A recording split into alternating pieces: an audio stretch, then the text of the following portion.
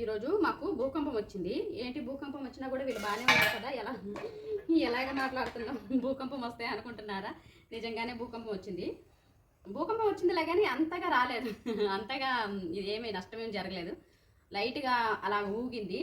అయితే మాకు అంతగా తెలియలేదు. ఇంకోటి ఏంటంటే మాకు ఎలా తెలిసింది భూకంపం వచ్చిందని చెప్పడానికి, అయితే ఇక్కడ అపార్ట్మెంట్ వాళ్ళు వచ్చి బయట ఉండిపోయారు. అందరు బయట ఉన్నారు. అందరు పిల్లలకేమో పొద్దుటిపూట కదా జల్లేస్తున్నారు. పొద్దుటే వచ్చి జల్లేస్తున్నారు. చాలామంది అందరు బయటే ఉన్నారు. పైనంతా ఖాళీ చేసి అందరు బయటే ఉన్నారు. ఏంటబ్బా బయట ఉన్నారని చెప్పేసి మేము బయటకు వెళ్తే వాళ్ళు కనిపిస్తున్నారు బయట. ఏంటని అడిగితే విషయం భూకంపం వచ్చింది మీకు తెలియలేదా అంటే మా ఇంట్లో సౌండ్ వచ్చింది. అంటే గిన్నె స్టాండ్లో కొంచెం సౌండ్ వచ్చింది, షేక్ వచ్చింది, గిన్నెలు శబ్దం చేసినాయి. మా క్యాజువల్గా వచ్చిందిలే అని మేము అనుకున్నాం. అంటే మామూలుగా అంత ఏం అనిపించలేదు కదా, మామూలుగా వచ్చిందిలే అని అనుకుంటే వాళ్ళు చెప్పారు భూకంపం వచ్చింది. ఓహో ఇందాక అదే నా సౌండ్ అని. ఆ తర్వాత అనిపించింది. అంటే వాళ్ళకి పైన వాళ్ళకి బాగా తెలిసింది, అపార్ట్మెంట్లో పైన ఉంటారు కదా, వాళ్ళకి తెలిసిందిలే కానీ మేము కింద కదా సౌండ్ వచ్చింది కానీ భయంకరంగా రాలేదు. అందుకోసమే మాకు అంత కనిపించలేదు.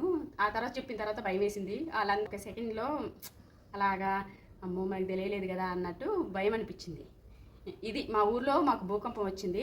ఫోన్లో చూసాం. ఏ ఏరియాలో వచ్చిందో మెసేజ్ ఖమ్మంలో వచ్చింది, కొత్తగూడెం, భద్రాచలం, సత్తుపల్లి, అశ్వాపేట, ఇటు కొన్ని ఏరియాల్లో వచ్చింది భూకంపం ఈరోజు.